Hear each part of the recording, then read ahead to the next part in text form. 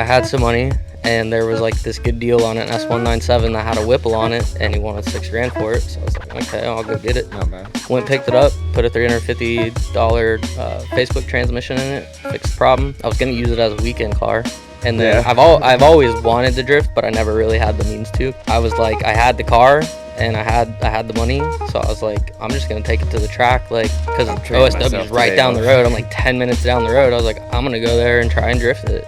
I showed up, paid the $50, and then the rest is history.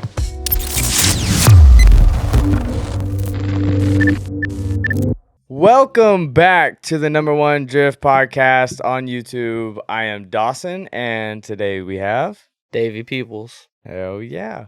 You're down here for some interesting circumstances, which we'll get into here in a little bit. But of course, off season is coming, so don't forget, if you are looking for any type of parts or anything like that, you can stop by Enjuku.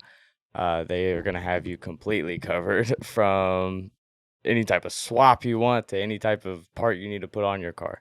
But as always, the link is in the description. And of course, if you want to be the highlight of the outro, you can always just tag me in a reel of your car. And the one at the end of the week with the most likes will be the spotlight, pretty much. So, yeah, that's all I got for the intro. So if you want to introduce yourself a little bit, tell us kind of who you are. My name is Davey Peeples. I've been drifting for right around 3 years. I feel like I've gotten pretty good in the. It was longer than that. No, everybody thinks that, but I'm still relatively new to the sport. Sick. Yeah, Okay. only about 3 years of driving experience. There was a good bit of seat time in those 3 years because the track is 5 minutes from my house. S550 helps a lot. Yeah, Cheater cars now. Reliable, man. Reliable, that's for sure. Hell yeah. Wait a minute. I don't know. Yeah. I don't know if I should be saying that. We'll beep it out if we got to. No worries. Tell me, I guess, kind of where you were before cars, like who you were as a child. What did you do, BMX or anything like that? No, never. I mean, like a little bit, but nothing crazy. Like we build like a tabletop ramp and see how far we could jump over it. But I never tried to do no flips. I ain't tried to do none of that. Was it skating though? No, BMX. BMX, okay. Like nice. More BMX than skating, but dirt bikes, like motorsports, it's always been that. Oh, so. Okay. What motorsports did you mainly do? Well, I didn't really do any like sanctioned like motorsports, but I grew up on dirt bikes. We have this place near my house it's called Hollowpaw. It's 44,000 acres. If you got a key there, you can ride. So we would just go out there and rip it. So no sanctioned stuff, never like motocross racing or anything like no, never anything like that. Just grew up around stuff like that and rode it a lot. So you never did like competitions as a kid, like most people have in some sense. Like for me, I played baseball, so I was doing tournaments and shit. Not really. BMX on the side. No.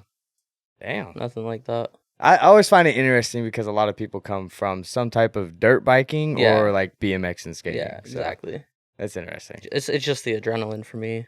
Yeah. So X Games type vibes. Yeah. Hell yeah. So you said you work for BC. That's right. So what do you actually do there? So mainly I answer phone calls and emails. I do sales.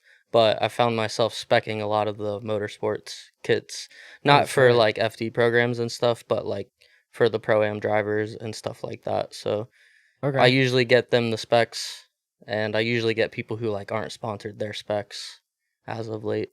Gotcha. Yeah. Okay, so when someone has a question about coilovers, basically, you're the one that's answering them? or like, hey, I've got this on my car. Like, what would be a good setup to use with that? So like, as a lot of people know, like a lot of angle kits have roll center corrections that automatically drops the car X amount of inches. Sometimes the shock has to be extended for that, or you won't have enough damper in the lower mount, and it can cause you issues. And sometimes people won't get the right spring rates because the off the shelf stuff is not designed for drifting, which a lot of people think that it might be when it's not, because that's not the majority of the market. So it's usually only about 15% stiffer than OEM suspension off the shelf, unless it's like the Z kit or something like that. That one is geared more towards drifting. Yeah. Because there's the basic one is literally a drift spec coilover, from what my understanding is, right? Well, the BR is... the true rear ones, at least. Yeah, that one is geared more towards drifting. Yeah. Okay. It's that one is like set up pretty good for drifting, but all the other kits really aren't. Because that's what I was talking to Cody whenever he hit me up, and I was asking, I was like, because the RB is like technically around the same weight of the VQ, but I was curious because it's longer, so it extends out a little further over the front subframe. Yeah. So I was worried It about does there change the being weight. too much tongue weight, and he was like, well, it should be relatively the same, so let's go ahead and run with the drift spec, and then if we got to make any changes, Are we you can. you're using the 12 kg front? Yeah, Are you but using a sway bar? yes. You are Still using the sway bar, and I have the FDF kit, the new version, so I have Yeah. it extended all the way out. You're as changing stiff the as motion possible. ratio. I would go to 16. 16? Yeah, start with 16. You'll probably want to bump to 18 eventually, but Okay. that would be that's my recommendation. Okay, so all right, I love this because I don't know a lot of the science behind coilovers. Yeah. So what are the okay? I'm getting too far ahead. Sorry. What is the most common vehicle you get questions on? Man, I've been doing it for 4 years. It's so hard to say. Like most of the time, let's say recently. Most of the time, it's like if we're talking just drifting, it's the 350Z and the C6 Vet Figures. Or the C5, one of those two platforms. But that's not most of the stuff that I answer. Most of it's like Subaru, like daily driver stuff. Gotcha. Okay, so the drift specific stuff. What are the main questions you get as far is it just what spring rates to run? Spring rates and series. Which spring rates, which series? That's what I get. And what the difference between the BR and the DS is. All right, so tell me that difference. Okay, so the valving on the BR is what we call linear.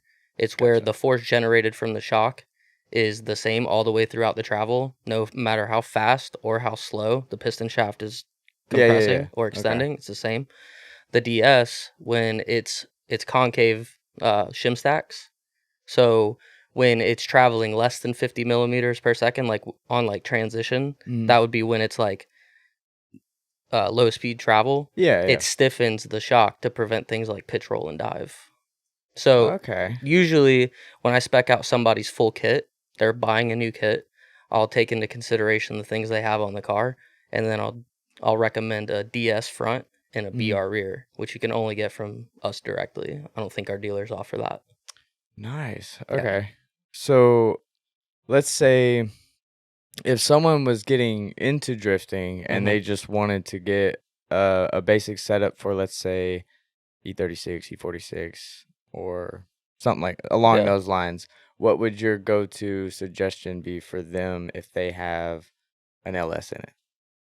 Well, without an angle kit, I don't know, it depends on what other suspension mods have been made, but iron block, aluminum block. We're FDF lovers here, so let's go. Well, but a good like overall baseline for an LS car, no matter if it's iron or aluminum, there's a difference, but not that much of a difference to where it's gonna like, if you want to get every ounce out of it, really you need to take those things into consideration. But like a 1410 setup, if it's separate spring and shock in the rear still, if it's not converted to true coilover, then 1410 would be ideal for an LS car. What are some other more grassroots cars that you get questions on, I guess, other than the Z and the BMWs? The Zs, the BMWs, the Mustangs are becoming super popular. I don't know why I didn't think of that one. The SN95 is really popular. The S197, the S550, they're all gaining popularity, especially in drifting.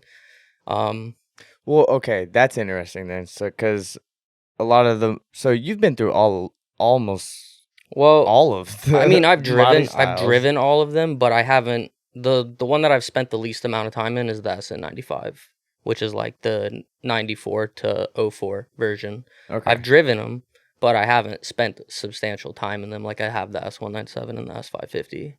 Gotcha. Okay. So, because a lot of them have the straight axle and a lot of Mustangs. Both the SN95 and the S197 have a solid axle. And then the S550. I always get that so. The S550 is the only one. My Mustangs. Other than the 03, 04 Cobra, or the 99 to 04 Cobra, they have IRS, but the geometry is kind of whack. Yeah. So it's not ideal, but you can. What do you suggest for people like that have to deal with that? They don't have the budget to go to like the Cobra rear end or whatever the fuck it is. The Cobra IRS? Yeah. I mean, honestly, my suggestion would be don't put a bunch of money into it. Just kind of like put coilovers on it, get it the best you can, and then like drive it. If you can't put the Cobra subframe in it, then just don't Like, That's don't make fair. that your comp car. Well, yeah.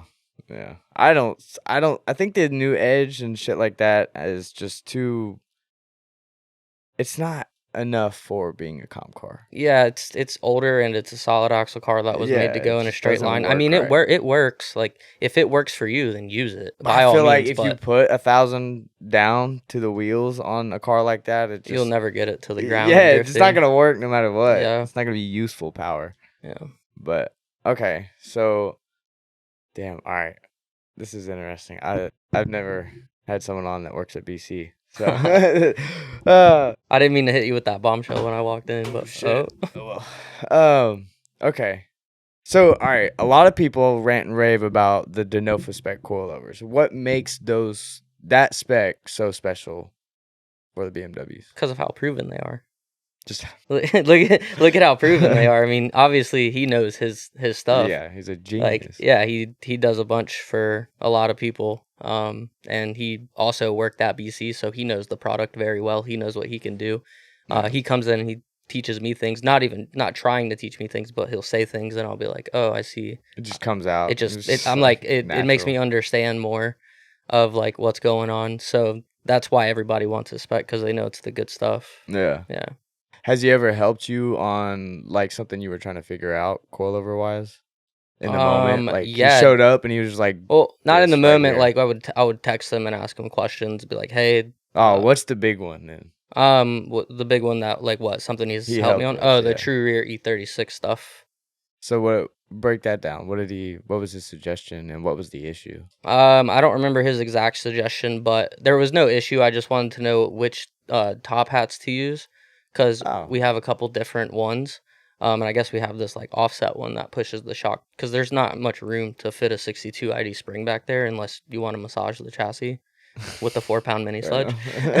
So like just like you're moving where the spring is, so you're changing the motion ratio of the spring. Yeah. So like I just wanted to know a good baseline and see how soft I could get away with like making it, and he told me what the softest he would go on it. So like that kind of helped me understand how the motion ratio changes on those with stock arms when you relocate the spring to on top of the shock. That's crazy. I don't understand suspension geometry. It's actually really easy. Whatsoever. Like once like it seems like I didn't really know anything. I'm gonna part on and I can take the part off, dude. I'm gonna be 100% honest with you. Like when I started working there, I didn't know the difference between McPherson and AA arm. Like, so I was like, I didn't even know the difference, and I'll be honest, you're speaking a different language. Yeah, even though you may have already explained it. No, I probably already forgot. So McPherson is like shock connected to the tower, connected directly to the knuckle. Oh. Yeah, and then like your Z, that's a AA arm car or the Vet, and it makes the motion ratio bigger. Like the Z has a 0.68 motion ratio. So if the spring is a say 10 kg, it'll actually feel the 10 kg plus 68% of that on that spring. So like if you're running a 12, it's probably more like a 7 or 8 to the wheel right now, because of where the shock is located on the arm, and you pushing that arm out for like you're on the most outward setting on the FDF, right? Yeah. Is that what you said? Yeah. Yeah, you have the highest motion ratio possible right now.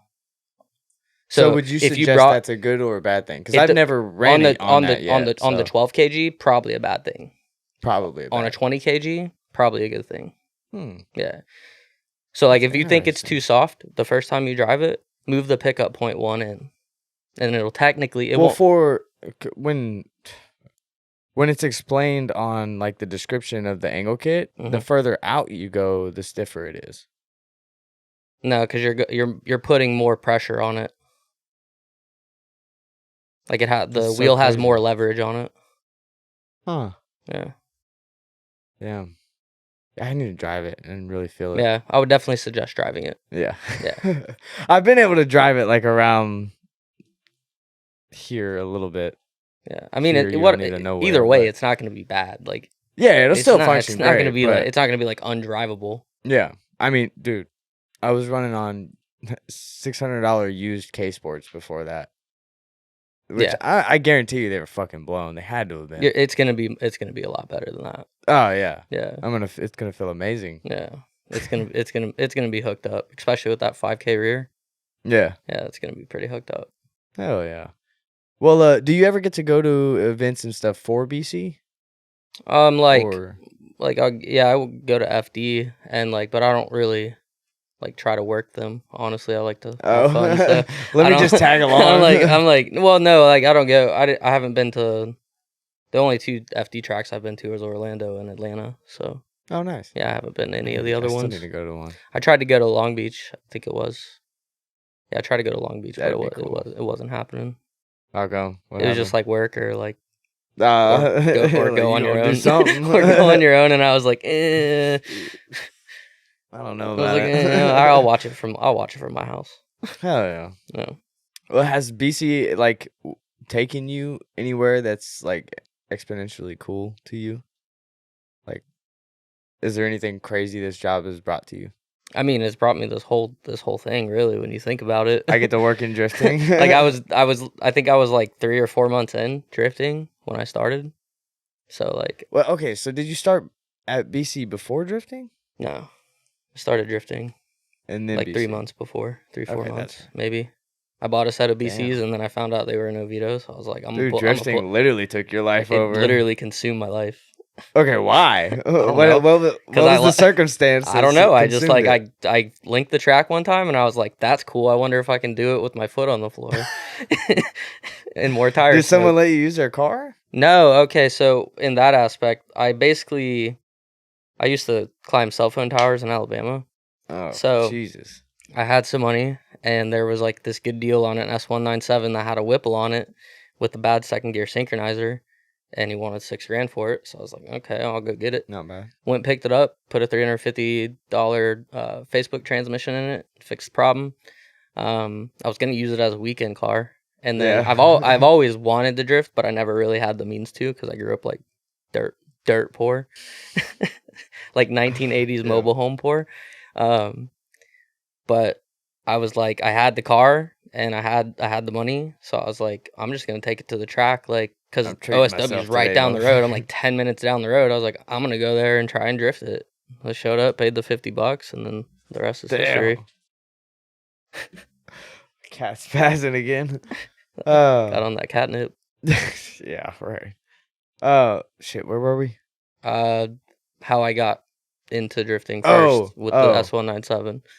Okay, so yeah. So you didn't have anything on that car. Was it factory suspension and stuff? The very first time I took it out, it was all factory except wheels and the supercharger. Damn. So stock suspension, stock knuckles, stock tie rods. Just boaty as fuck. It was not. I mean, it was super snappy.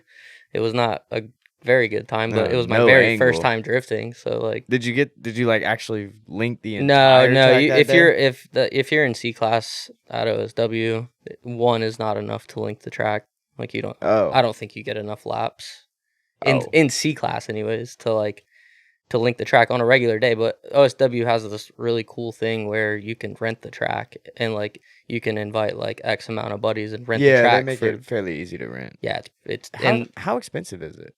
I think it's if you max out the hours and the drivers, I think it's $130 a driver, but really not bad.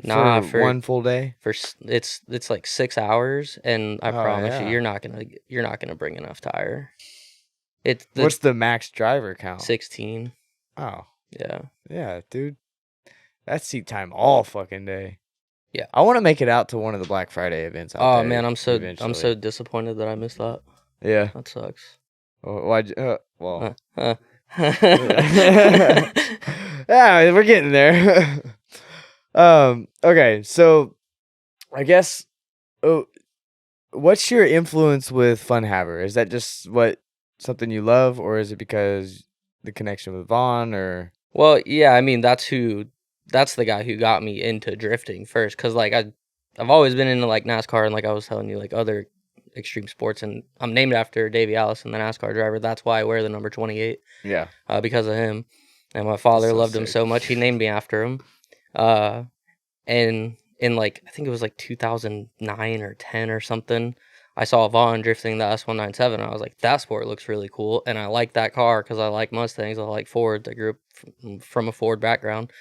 So I was just like, I don't know. He's like the biggest inspiration for me in drifting. So Yeah. that's just, I like to rep his brand any chance I can, you know, That's sick. just to help him out. Hell Because yeah. he motivated me to do the drifting in the first place. So Yeah, I feel like every drifter tends to keep that attachment to their first initial shot oh, of to course, drifting. of course, I enjoy that. the person who kind of opened the door for them theoretically. Yeah, Yeah. exactly. You've gotten to drive with them quite a bit. Yeah, a good bit. Where at?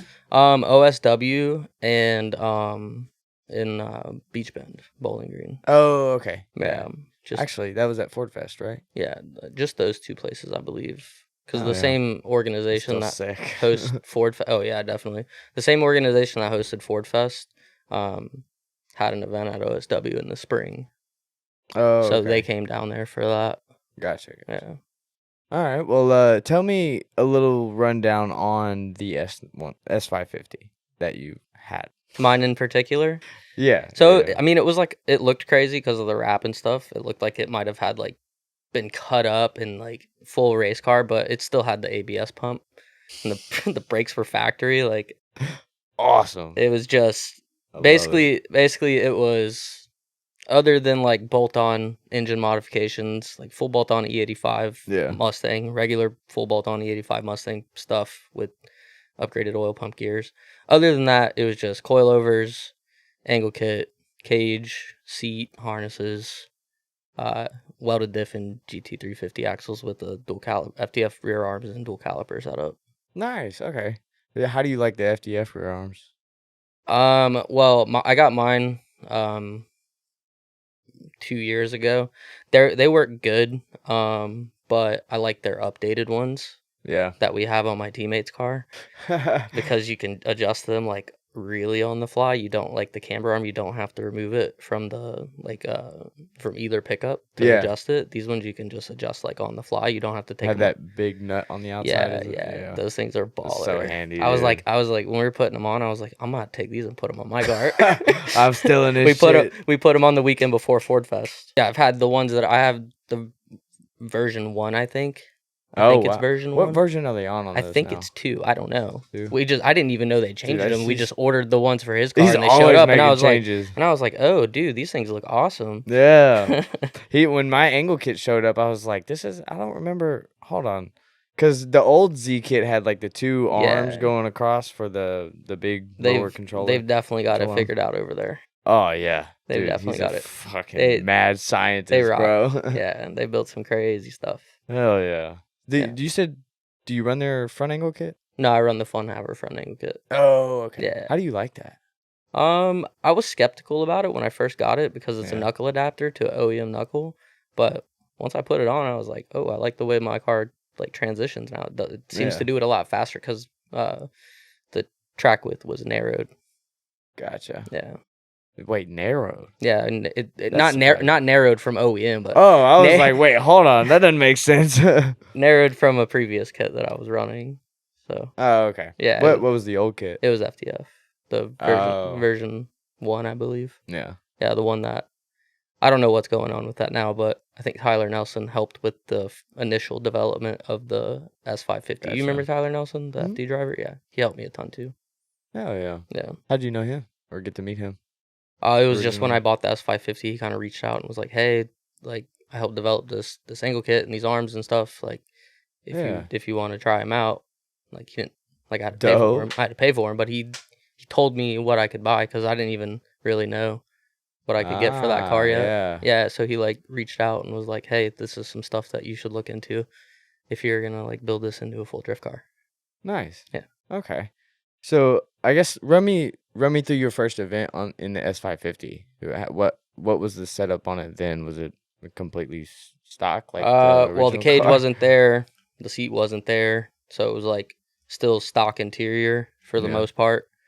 We had to cut the airbags out because they were deployed when I got it. Nice. So we just like cut the curtains. You can, if I got some photos of me drifting it at the first event with the with like you can see the headliner hanging down with the airbags popped out of it. But it was BC Coilovers with terrible spring rates for drifting on FDF front, FDF rear, in the dual caliper setup. Damn. Did it? Okay, so at that point, was that your second event? Or No. I like had like went. How many events did you go through in the S197? Oh, quite a few. A lot. I drifted it for a year and a half, I think. Oh wow. Yeah, about a year and a half.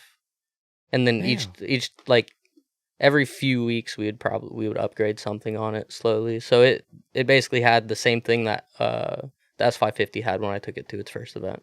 The same way. Nice. Angle kit, coilovers, welded diff, dual caliper. Okay. And then how crazy did that car get by the end of it? Sorry, I didn't mean to cut you off. No, you're good.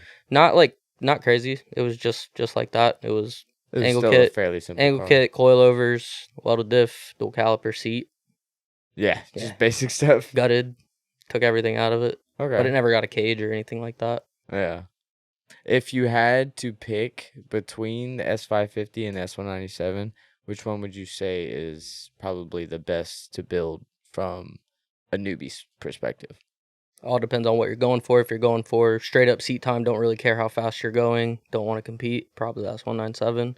If you have any aspirations of competing and you want to drive fast, probably the S550. And if you want to be the loudest car at the track at all times. That's fucking true. That's definitely true. which I wanted to be. God damn it, Ben. So the S550, then, why would you say that one is the best to be a more competitive car? What's as far, because like Matt from Scotty D, he is building an S197. Yeah, I saw that. So he likes the S197 platform a lot more, it seems, because he has an S550 too. Yeah, but it's like full on comp car is going to be the S197.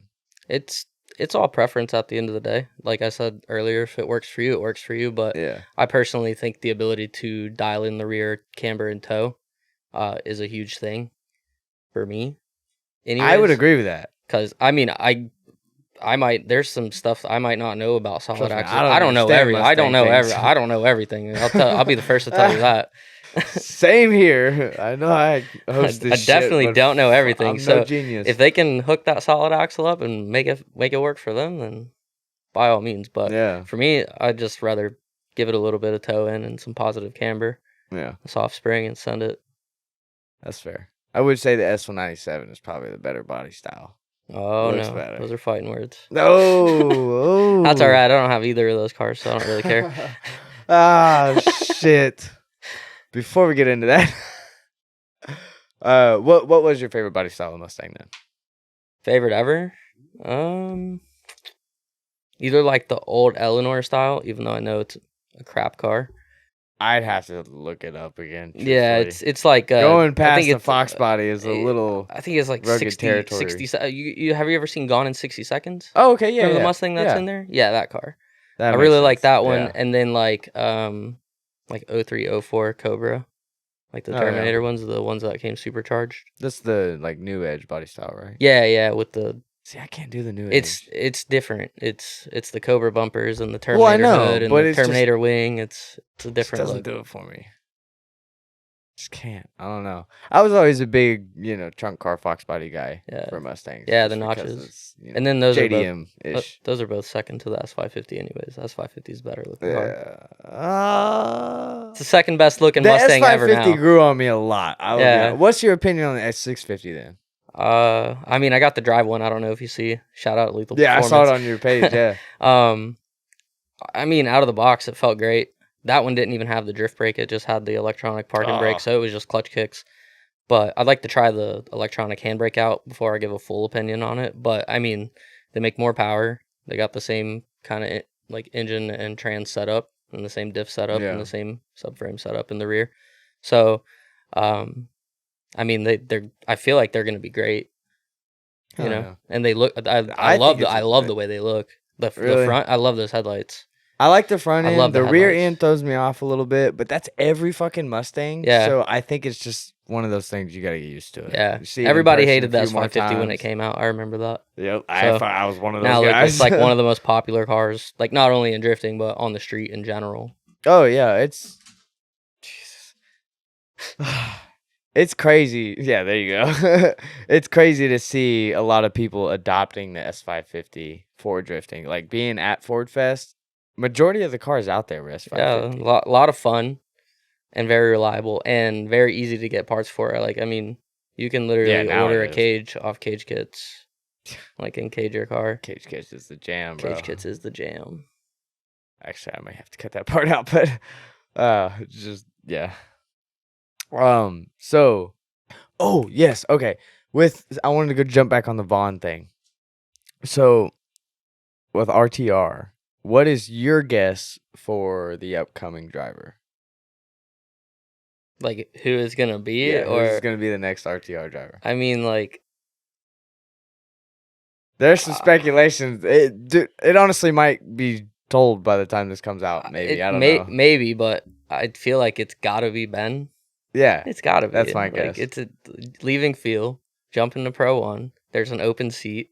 He already is familiar with soon as he said it. He's already familiar with the S550 platform. Like, he's driven multiple of them, which isn't much different from the S650. His dad owns a Ford dealership. His dad owns a Ford dealership. Dude, it's like so prime real estate. It's so perfect. like it looks like the stars are aligning to where he's gonna be the next driver. Oh, and then he was his driving car just needs a new livery. Yeah, that's it. Driving Chelsea's demo car at a demo for I think it was some tire. I think it was discount tire. Yeah, that's what they said. Yeah. So like that's the way it looks. I mean, I'd be really surprised if it wasn't him. Yeah. If it's not, I have no clue who it is. Because I had Luke on, and we were joking about the topic. Yeah, I saw realistically.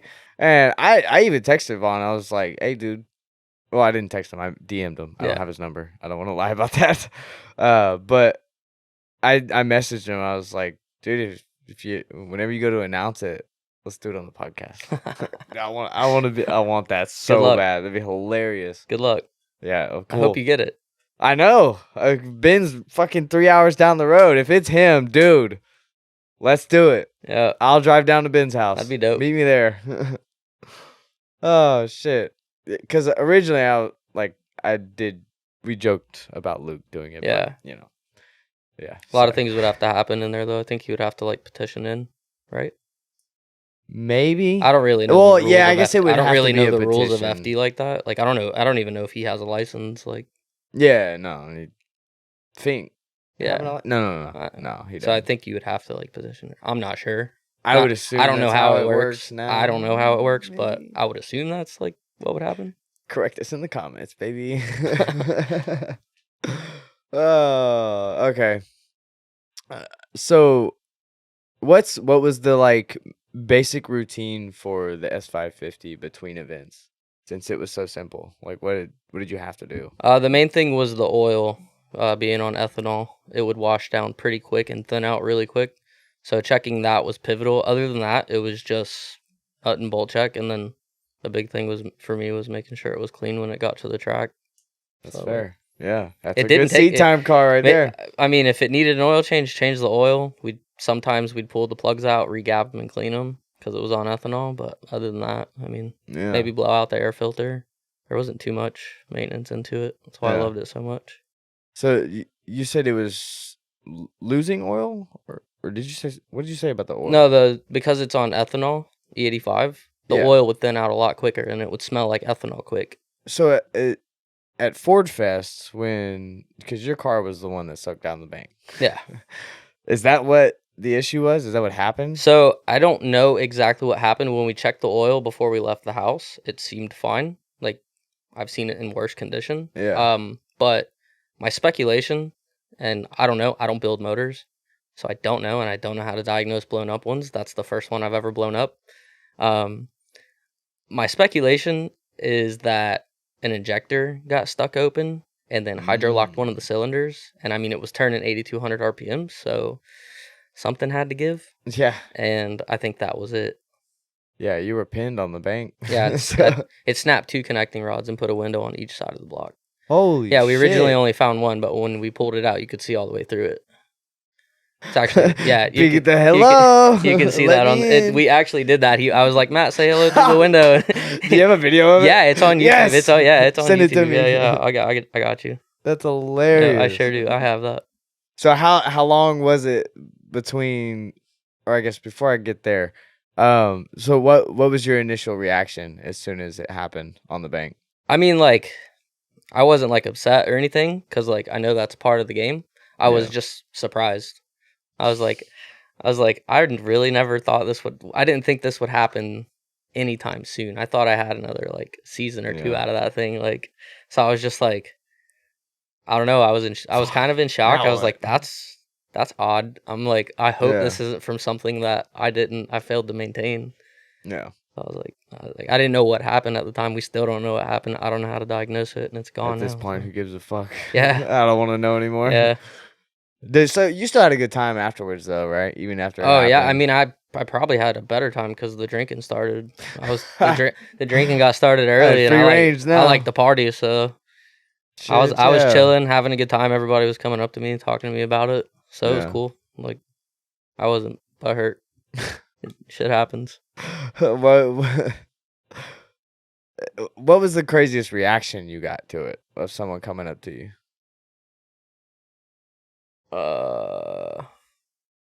I don't know. It was too long ago, but I do remember one of the like track workers, after looking under it and seeing all the oil spilling out of it, he asked me if it would start, and I was like, I was like, dude, Silas, keep that in there. That was hilarious. I was like, I don't think so, but I really don't. Yeah. Something's not where it's perfect laugh, dude. I think Pat was standing there when he said that. Pat Gooden. I think he was. I'm supposed to have Pat on fairly soon. Yeah, he was like one of the first people to come up there, and I think he was standing there when homie said that. I was like, I don't think it's gonna start. Yeah, there's no fucking way. And if it does, go try it. If it does, it's probably not gonna run very long. All right. Well, we just got back from break, but he has a confession to make. Yeah. So everything I said about moving the pickup point on the Z kit, I was wrong. So just erase the that. FDFC kit. Yeah, the FDFC kit. Yeah, Erase that. How I said, if you erase move it that out from your mind. The front, it's stiffer, closer in. I looked it up while we were on break, and I was wrong. So I like how you felt inclined to look. I had to. I wouldn't have been able to sleep tonight. Yeah. Well, actually, that means this whole time while we were having a conversation, it's just been weighing. It's been weighing on my mind. I'm trying to calculate it while we're talking. I know my facts, baby. To the extent you got me there. Now, you ask me anything about coilovers, I have no fucking clue. But all right, so let's get into it. Mm-hmm. Let's talk about this unfortunate series of events other than Ford Fest that just happened recently. Yeah, I won't go into too much detail, but I got into a little bit of a thing with a roommate, and I found myself homeless. So kind of. I'm not actually homeless. You already know what you're gonna do as far as living situation. Yeah, I've got that all sorted out. Okay, cool. Yeah. That's all that matters. And I will have I've been using like somebody else's shop to like work on my car, and basically like all of our team cars.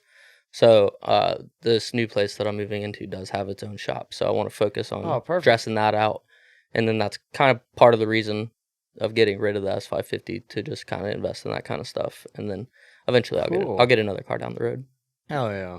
Yeah. So, all right, then. So you just left from, where was it again? To drop the car off? Or who did you sell it to? Was it somebody like in the scene? Yeah. He was at Ford Fest also. He drives like a blue S1. Is he trying to keep it kind of hush hush? I don't think so, but I don't think he's very big on like social media type stuff. Okay, that's fair. He's on Facebook, but I don't think he even follows me, or I follow him on Instagram if he even has one. Yeah. He's not. What's he gonna do with it? Is he gonna rebuild it? I mean, I don't know. I heard a lot of things while I was there. It sounds like they're gonna cut it up and turn it into a full race car. Oh shit! What they're actually gonna do with it, I couldn't tell you. I was just suggesting, because he's also coming from a 3-valve S197 that's pretty set up, relatively set up, and he's got that one figured out. Yeah, so he's in the Mustang game. So yeah, he's got that one figured out. So I think he could just put the motor together in this one and then bolt it all back up and then drive it like it is. Yeah. But if they feel it's his car now, so if they want to cut the quarter panels off of it, cut all the rear stuff out of it, tube it, whatever, go for it. That's crazy. How much did you get rid of it for? Around 20. Around 20. Yeah. You don't want to be specific? No. You don't want to hurt the Mustang market or no? I mean, that's not bad for a blown up Mustang. Not at all. I would say so. It also came with a short block though too, and literally everything, pretty much other than a passenger side head, to put it back together. Oh, okay. With the T50. But it still had like the angle kit and everything. Angle kit, coilovers, cage, the seat. I gave him the steering wheel, which that really hurt. The steering wheel really hurt. What was it? It's a I don't know if you've ever seen the Renown BC Racing wheels. They were like limited edition. I had one of the leather ones, signed by Chelsea and Vaughn. Dude, it was number 2 of it was number 2 of 50, but I couldn't let a car go without a steering wheel, so I was just like, it's yours. It's yours now, bud. Here's a pair of ice. That's the second. That's actually the second. It's actually the second one that I've gave away. What? Well, not gave away, the S197 that I had before. Dude, next time you're just up and at him ready to give one away, holla at you. I didn't give it away. He's paying that much for the car. He deserves a steering wheel. I mean, that's fair. You did get a good fucking chunk out of that. I'm not going to fight you over the steering wheel. Yeah. Oh.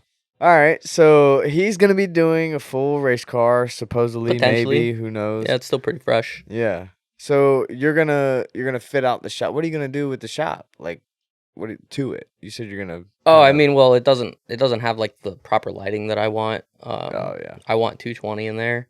I want like a bandsaw. You do YouTube and shit like that. I want a bandsaw. I want like, I don't know if I want one of those like little drive up, like scissor lift kind of deals, or like quick jacks. One of the quick jacks. Dude, I think that's like the 48. That's like the 48. If you want to sponsor me, I got a perfect grassroots style shop for it. I'll go too. Dude, that'd be amazing. Maybe one of those. I don't really know yet. It's still super fresh.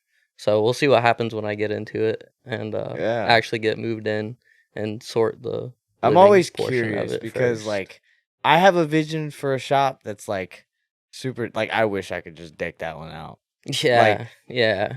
To make a cool little small shop for that just really. No, I want a big shop. I want like a 60 by 40 with like. Trust me. With like 4 I want a barn dominium, bro. Like just mark off a corner for a toilet and a bed, and I'm good. 6 lifts. Yeah, just so I can put whatever I want in the air at any given time. Yeah, but like I do want. I think it's so dope because like Ireland. All of their like little shops that they have for people that are in drifting cars in general. Like, have you seen any of those? I think I've seen like tunnels. Are you saying like where they're at the track when they're at the track, or like no, just like their personal shops? No, I haven't seen too much of that. Oh, dude, you gotta watch Drift Games a little bit more because they'll go to like people's shops. Every single person out there that's like just even from pro level. I mean, look at James Dean's little shop that he has. You've seen that, right? No. In his videos? No. Dude. I have a confession. I don't watch YouTube. Oh, really? I don't watch TV at all. That's fair. I don't. Like I don't watch anything. That's literally I don't know why. I watch is YouTube normally. I don't know why. I just can't find it in me. Yeah. My girl will find a show every once in a while. We'll watch that. I mean, I'll watch like that's more of the stuff that I'll like watch. Like I don't know. There's this like show about like how the dinosaurs like came about and like evolution. I forget the name of it. It's I feel you. I'm a history buff, bro. Let's not go there. I'll go deep on that shit. Oh, wait, what were we just talking about before that? I'm a terrible host. I don't know today. the dude. Maybe the dude cutting my car up or my old car to make it into a full pro car. Oh, we were talking about the shops in like Ireland and stuff. Oh, yes. Okay. Yeah. So like I think Ireland has like the essence of grassroots style just garages. Yeah. Like shops. Yeah. It's so cuz the back wall, if you look at I swear to God, it's almost every single one of them. They have the back wall that has a little bit of it, if not all of the floor done in like cool epoxy or whatever the fuck it is. And then they'll have like a really nice like show looking car back there under these cool ass lights. The very back is always the showpiece. I think I know what you're talking about. Yeah. Dude, I'm gonna y'all are gonna be able to tell. I'm gonna throw pictures up so y'all can see. But yeah. Yeah, dude, no, I think I know what you're talking about. I want to build one of those. It's Yeah, like just screams grassroots. Yep, that'd be sick. I mean, any shop is. If you have a place to work on your car, that's 90% of the struggle right there. Dude, I was in a storage unit before this. I know a lot of y'all motherfuckers out there are doing that. I tried that in a storage unit one time. They kicked me out like the first week. But really? Yeah, like a legit storage unit. Yeah. Yeah. Not in Orlando, Florida. They weren't. Not that one. They weren't playing. That. They weren't playing that shit. On your and ass. I wasn't even working on cars. I was working on 4-wheelers. What? Yeah, I was like trying to like put my Raptor back together after I like got whiskey throttled and crashed it into a tree. That's so lame. Yeah, I feel like majority of people don't even use storage units to store shit. Yeah, they use it to like run their small business out of. They weren't. They weren't having none of that shit. Not with me, anyway. That's crazy. Didn't last very long. Less than a month. What the fuck? Dude, well, okay, so mine was like, oh god, this was like up in Clarksville. It was deep in the back of this storage unit complex, which was like really massive, and it was all gravel. But I had like one of the, I think it was 10 or 12 by 30 or something like that. Damn, so it was long as fuck. And it was deep. It wasn't wide. Yeah. Oh, yeah, it was just deep. It was just 10, 12 Not feet being wide. wide is a problem. I had you got this much room to jack the car up. You're sitting there with the jack sideways and shit. Sketchy as hell. But yeah, I made it work. I love that. Hey, whatever works, man. Yeah. At least you had somewhere to work on your car in the dry, and on concrete. Yeah, and then I had a lot of people do this stuff in the dirt. Oh, dude, no, it's not fun. I would refuse to. I would just nope. My car is gonna sit there for now until I can take it somewhere else to work on it. I'm not doing that. That's crazy. What was your like first environment of having to work on a car, doing something major to a car? It would just be like concrete slab. But if we're talking like what's major, like doing a not necessarily an engine swap, but replacing an engine or replacing a transmission. Oh, well, in that sense, pretty big. Since I've started doing stuff like that, I've always had access to like a pretty nice shop with the lift. Not that I've always used the lifts because sometimes it's tied up, but majority of the time I was able to use everything to do it. Got it easy. Yeah, I know. I'm spoiled. That's why I don't want to do anything on the ground. Yeah, I have yet to get a lift, so like I'm not that spoiled yet, but I'm still kind of like I've got definitely got plenty of room in my shop to work on my one car. Yeah, my one drift car. Yeah, but didn't look like a bad little spot. Do what? Didn't look like a bad little spot. No, not at all. I've got definitely can get it done in there. So yeah, I haven't done an engine swap or anything in there. I didn't do the swap there, but at least the concrete extends past the doors, so like you could put it in reverse and like do it that way. Yeah, you know what I'm saying? That's normally how I had it. I don't think it would be too bad. Yeah, like it's decent. Oh, I could definitely. It was a carport. I could definitely get some stuff done out there. Yeah, yeah. It was just an open carport when I got here. So closed it in. Yeah, nice, nice. But all right, so you don't want to tell anything else about the S550? Like what? Like just what's gonna be happening after the fact? Like what your vision is going forward after like setting up the shop and stuff, and you want to finally get a car. What, you don't have any type of vision for when that? Yeah, comes? no. I mean, like, I definitely want to get the like shop set up, and like I want to like. I don't want to do like mechanic work for other people, but like coilover installations, like dialing in an angle kit, preferably on Mustangs, but it doesn't have to be on Mustangs. Like I don't know, a lot of people getting into drifting and don't actually know how to work on their car. Mm-hmm. A lot of people do, a lot of people don't. A lot of people are scared to get into drifting because they don't know how to replace that kind of stuff and like adjust it and set it up, and they don't know, like anybody in the drift game. So I just want to be like open to people like that in Orlando specifically because that's where I live. So like just like to help them, and like obviously I'm not gonna do it for free, but like I'll do it. I won't like charge you an arm. Like I'll probably charge you like $200 to install your coilovers or something because it's like 2 hours worth of work. Yeah. So like. So okay. So since this is your kind of like, I guess your vision for what you want to do, what you've obviously ran into a lot of people trying to ask you and like get advice. Yeah, a from lot of you people and have stuff asked like me that. for guidance and stuff. Yeah. So what is the most common advice or question you get or give? Well, a lot of people are going to disagree with this, but like, I love it. Everybody says that you need to drive your car like stock for X amount of time to get used to seeing what it does, and like, I don't know. I never say fully stock. I don't exactly. I don't really believe in that. I say that what you should start out with, what you should start out with at bare minimum is coilovers and I like having an ankle kit. Like, depending on the car, yes. I mean, some cars have a fairly decent amount of angle that is true, but I started in a Mustang, so it didn't have shit for angle, so we slapped an angle kit on there. Slap a little angle kit on there. That's and so that's how I learned. So I guess Corvette, same thing. I could probably see how an angle kit. Yeah, I could see how that I could be biased in that regard, but I'm always for, like, I'm not saying go buy the FDF Mega Manus if you have a 350Z. If you want to, do it. I don't think I don't think it's gonna hurt you. Like, don't put a handbrake. Kit. Don't put a handbrake in it. Like, weld your diff, put coilovers on it. Let's start on the Mini Mantis. Yeah. Let's start there and work our way up. Unless you got the guap like that, then do it. Yeah. Do it then. Yeah. Do it then. Hey, I'm telling you that the Mega Mantis is fire. It's baller. It's fire, it's dude. Baller. So, how did we just keep fucking rambling? What the fuck were we just talking about? Oh, yeah, your suggestion for those people getting into it. Whoa. Like, what do you mean? Setup wise, you were saying you were a little biased, you know. Yeah, a little biased, but angle, coilovers, weld the diff, and then send it. You don't need a handbrake. Just use the clutch and the throttle. Don't get used to the handbrake, but the people that camp on it. Yeah. Are you one of those guys?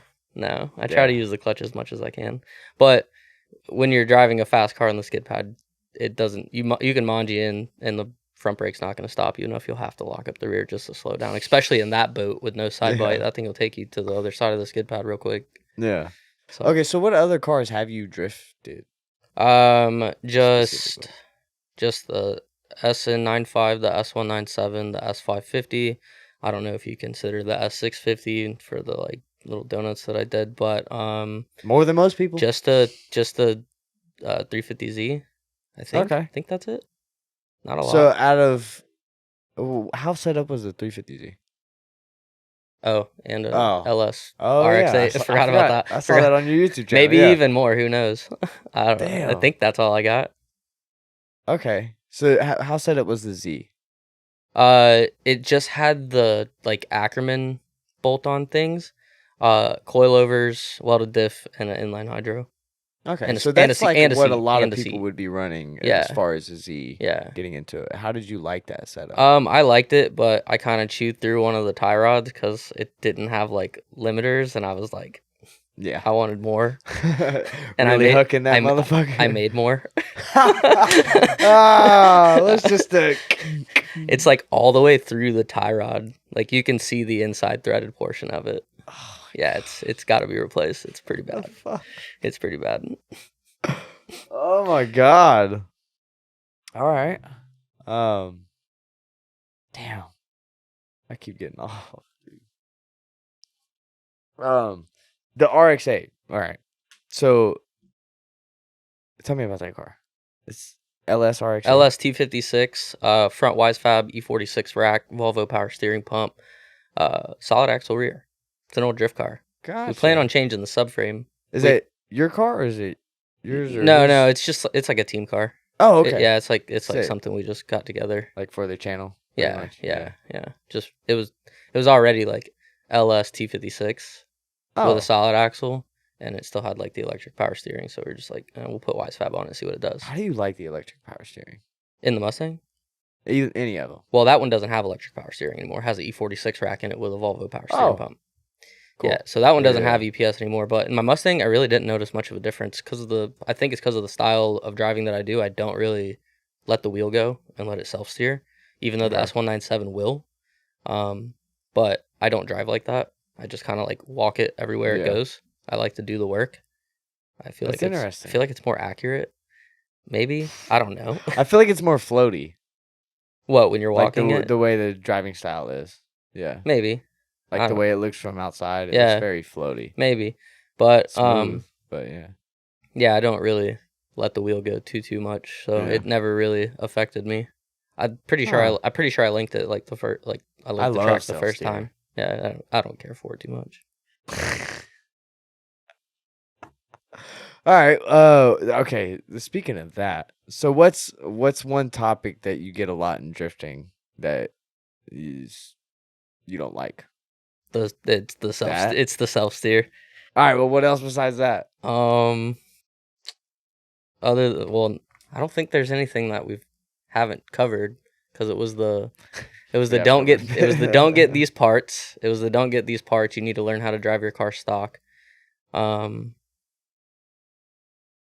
Yeah, other than that, I don't really have anything that. Yeah. I can't think of anything off the top of my head that I don't really care for. That's fair. Okay. Well, what about like? Wait, didn't you do ProAm?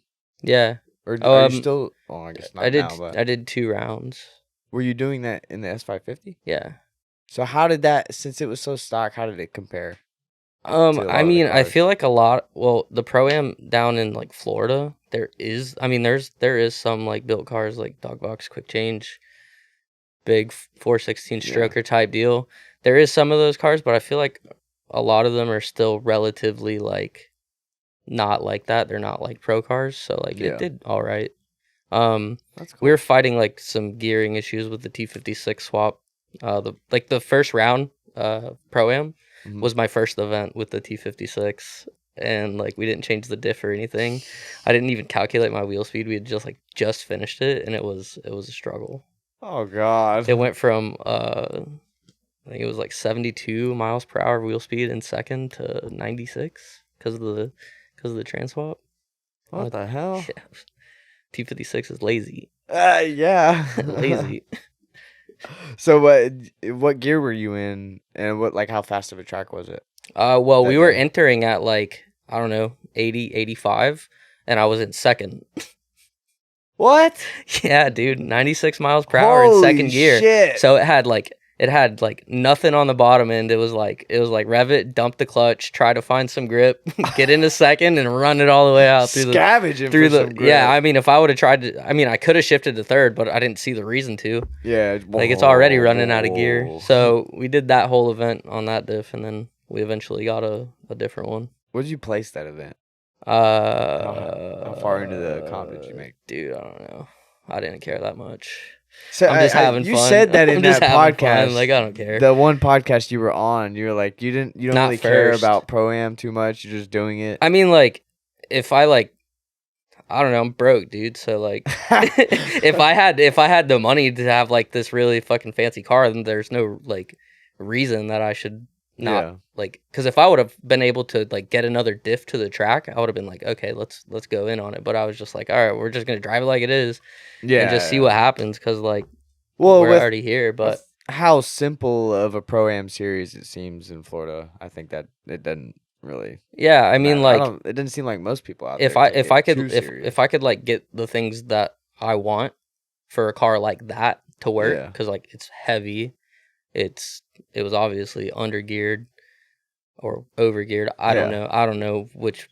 Whatever the fucking term is. It was too much wheel speed, for the amount of power that it has, and I mean, if I could have like changed the diff out and stuff, like, yeah, sure, I take Pro-Am serious. That's not what I meant, but like, it doesn't hurt my feelings that I didn't like place top 3 or something. I'm not gonna go home and cry about it or whatever. Yeah, it's you want to drive. It's not not good enough for me to remember it. Yeah. You know, like I don't remember. I think we won like one battle. Oh, nice. I think, but really care about Pro-Am. I think we made it to. I think we made it to grade 8 in round 2 though. Hell yeah! I think we made it to grade 8 in round 2. Oh man, we were like in our grade 8, like we were about to start our grade 8 and the rain started coming down, and then I knew I was like you're done. I was like, you're done. I was like, you're in way too heavy of a car to be sliding around out here in the rain. You got nothing. They bro. Float all around. Then I was already lined up for my grade 8 battle, and the way Sebring is, you gotta kind of like drive far and whatnot. And I didn't know how long the rain was gonna last or how long they were gonna hold us. So I was just sitting in the car for an hour. Like, no AC, windows up because it's pouring. It was like hot as shit. I should have probably, in retrospect, I should have went back to the pit, but I just sat there because like the guy I was driving against was sitting there. So I was like, all right, we'll just sit here then. That random weather in Florida has got to be annoying. But we went through that battle. Me and him, Eric Noguera, went to one more time. I ended up getting the win, and then I lost a fellow. Oh. Yeah. I don't know if you know who Fellow is, but I've heard of him, I think. Yeah. He's been in the game for a long time. Big E36 guy. That sounds so familiar. Okay, well, speaking of the Florida scene, how do you think the Florida scene stacks up against the rest of the country? Have you gotten to like drive anywhere else in the country other than Florida? No, not really. Other than to see a lot of, especially some of the FD events and shit. Yeah. I mean, I've gotten the only other place I've really driven out of state is Beach Bend, I believe. But like I said, I forget a lot of stuff. Do you like Beach Bend? It's cool. Yeah, it's a chill. Unique place. It's chill. It's a fucking amusement park. Yeah, a whole water park. It's got an amusement park too. I think they got a roller coaster, a wooden one. Oh yeah. Holy shit. Yeah. Yeah, it's chill. The vibes there are chill. That's why I've been back there 2 consecutive years and hopefully a third. Yeah. I love it there. Yeah, it's pretty chill. But I mean, I think the Florida scene is good. There's a lot of people. It's brought a lot of light to the sport because of how easy they make it to drift in Orlando at OSW. I think they have 1 or 2 events every month that are public days, and then I'm pretty sure there's a track rental on most Saturdays and Sundays. So cool. Seat time goes around, and that's good for the entire sport if there's more people driving. So I think it stacks up pretty well. I don't know what other scenes are like really because I haven't been out there in person, but they seem chill too. Oh yeah. Okay. So any scene I would think is a pretty good scene. So if there's somewhere to drive, I'd imagine they got a pretty good drifting, scene. Yeah. Almost anywhere you go around the country, that's the nicest motorsport you'll be in. Yeah. But so with OSW like being, I would say like the highlight of Florida as far as drifting is, because it's so well known. How many of the Black Friday events have you been to? I've driven 2 of them. Okay, so for someone that has never been to one or doesn't know much about it, what entails at a Black Friday event? Oh man, so I mean it's 3 days of solid driving, and it's from 10 a.m. to sometimes 11, and then after cowboy shit. After just cowboy shit, complete chaos. If you like the party, stick around because it's gonna be fun. What's some of the craziest shit that's went down there? I mean, insurance is a thing, but we can bleep whatever we need. Yeah, but I mean, I don't really know, man, because I don't know, but there's this cool game. I forget what it's called. You basically get a log, and whoever's playing, they all put nails in it. You got to throw the hammer, catch the hammer. Wherever you catch the hammer, you got to hit the nail. So oh yeah. I forget what it's called, and then I think there's something involved with the drinking too. I played it, but I was already obliterated when I started. So. I didn't remember most of the game, but I still got all my fingers, so there's that.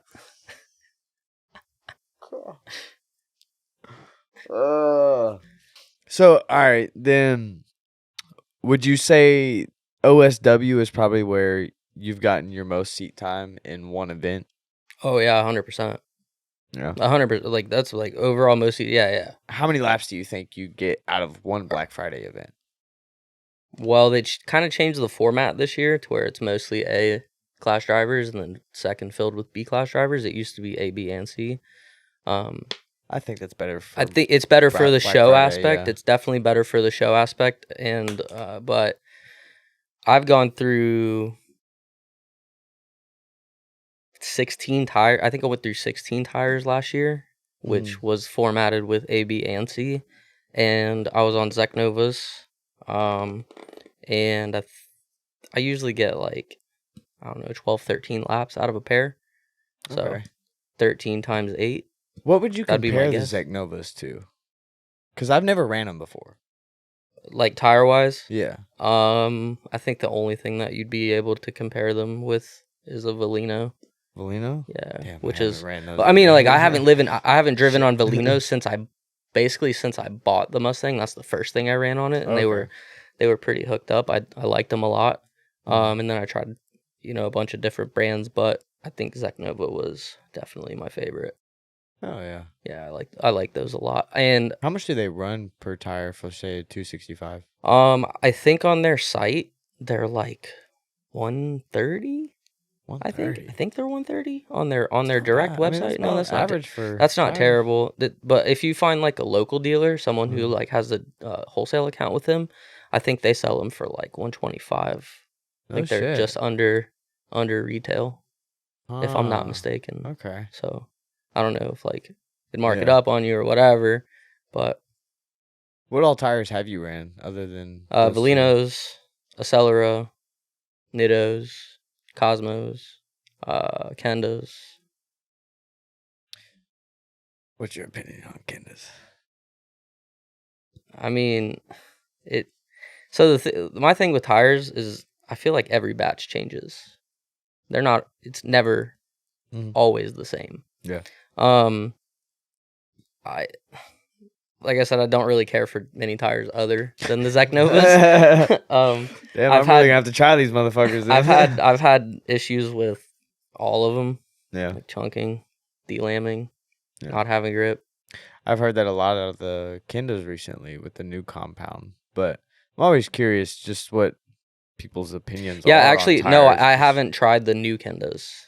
I've only tried the old, like before they like when they shut down or whatever. It was before that. That's the last time I tried a Kenda. So I have fire. I have nothing to say. This is a 180. A 180 treadwear? This one, yeah. I miss those so much. Well, I think when they went from the 180 to the 200, they didn't actually change the compound, did they? They just changed the number on the side of the tire. They had to change the compound because of the tire tariff that was put into effect. That's why their whole. That's why the operation got shut down. Yeah. Got it. They had to change. Yeah, I don't know nothing about that. I don't get into the politics of it. I just. Well, yeah. Let's put some tires on this thing and shred them. See what happens.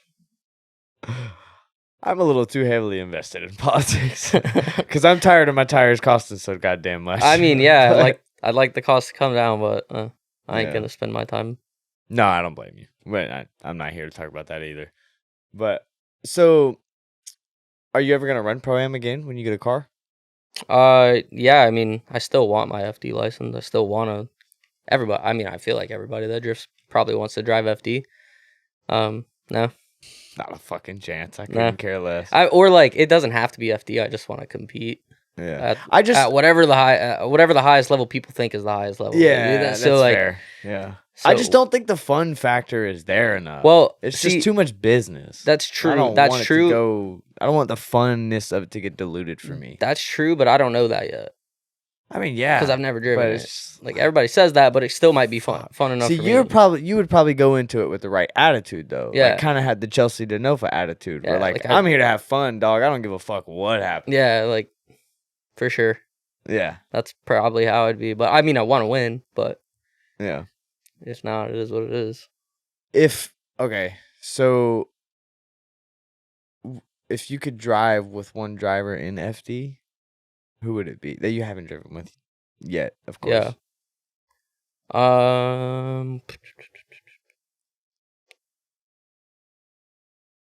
I don't know. Probably Matt Field.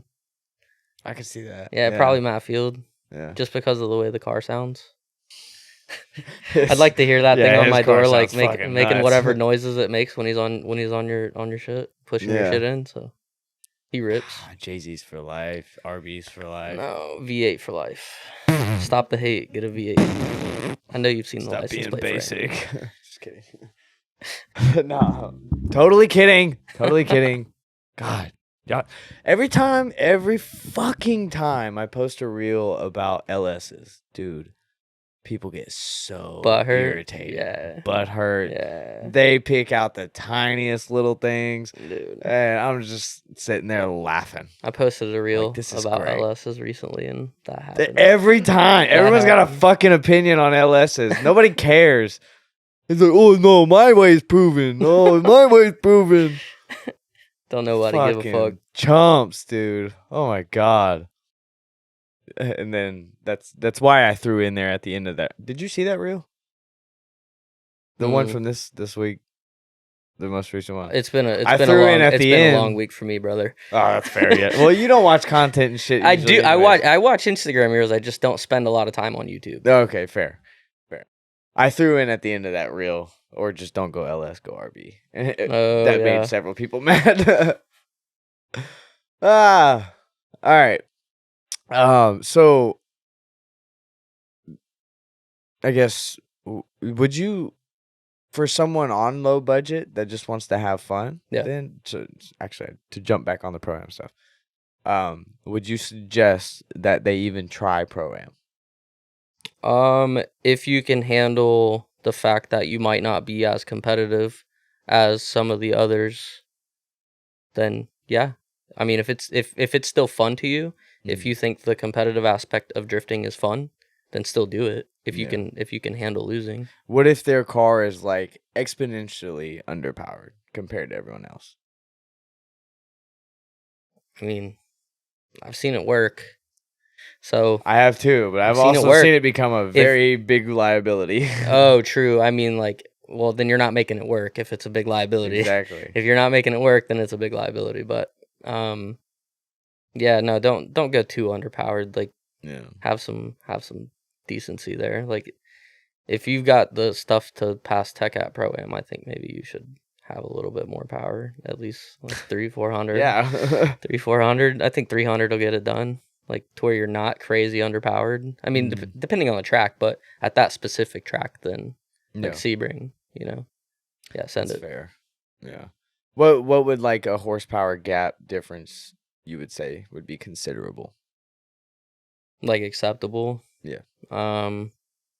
Because if someone's under a certain amount of horsepower, like I'm sorry, I understand. Like, you should, no matter what skill you have, like you just physically can't keep up on certain tracks. Like, I think 300 to the tire is like decent enough for pretty much all cars to like be able to like get around Sebring pretty decent.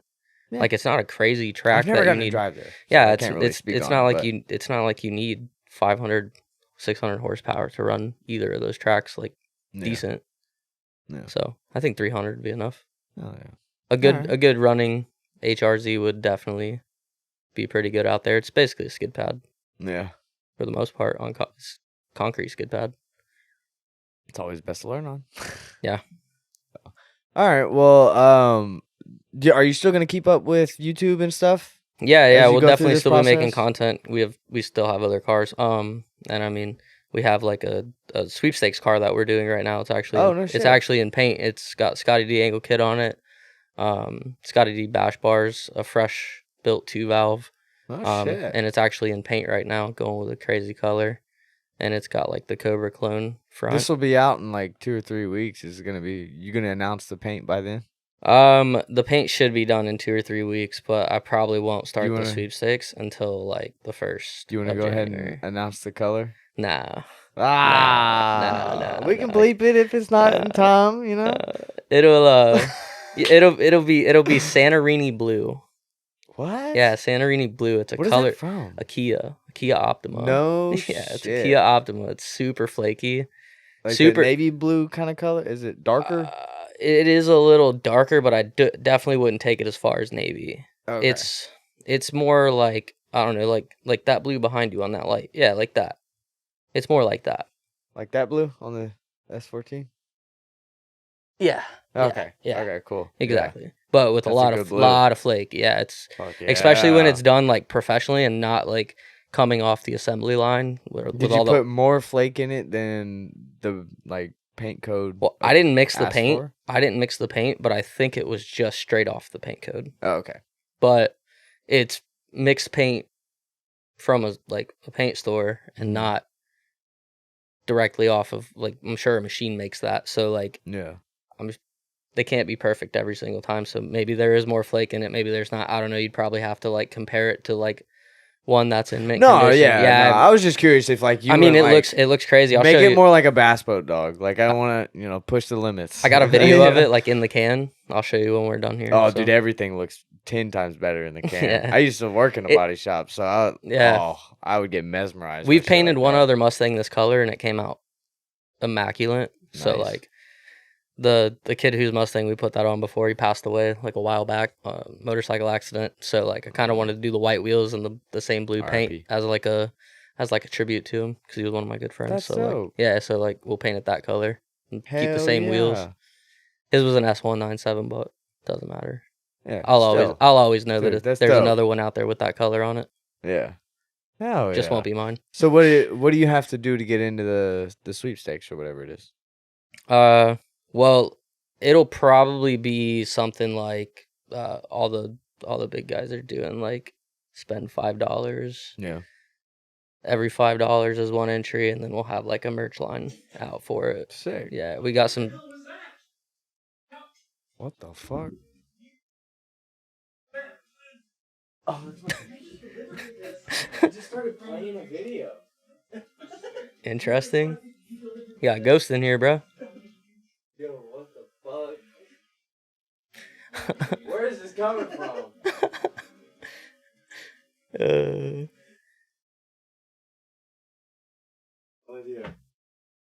All right, and we're back, baby. What the hell just happened? Okay, sorry. Continue. Yeah, so we'll have a merch line. It won't be anything crazy. I mean, I don't have the budget that a lot of these guys have. They can do whatever they want. So but we'll see how it works. I mean, if it works out, it works out. If it doesn't, then I guess I'll just take that L, and then someone will get a pretty solid drift car for nothing. Nice. Not nothing, but it's still yeah. I mean, throw some logos on it. I would like to do a raffle, but we all know that stuff's not legal, so I'm not even trying to get involved with that stuff. I don't even know the politics behind that, so we'll just I've always been curious how that works. Yeah, we'll just pay a sweepstakes company to do it or whatever. Yeah, that's not a bad idea. Yeah, I just pay them to handle the sweepstakes portion of it. Yeah, I'm just the sales guy, so I'll try to see how many shirts I can sell. If we get our money back from the shirts, we do. If we don't, we don't. Yeah, but hopefully we do. It's going to be a pretty nice car, so I think we got a good shot. And it's kind of like a marketing stunt to try and drive people to the YouTube channel. So, yeah. Because that's what I like to do. I like to entertain people the best I can, even though I know I kind of suck at YouTube. Because I got to film it myself. I got to edit myself. And I'm doing it from my doing it from my iPhone. So, oh, yeah. It's not a microphone. Just get a microphone. No, I need a microphone. That fixes 90% of the issues. And I need to stop holding the camera like this. Well, I won't say 90%. Yeah. Yeah. Wait, do you use the front camera? No, I use the rear camera.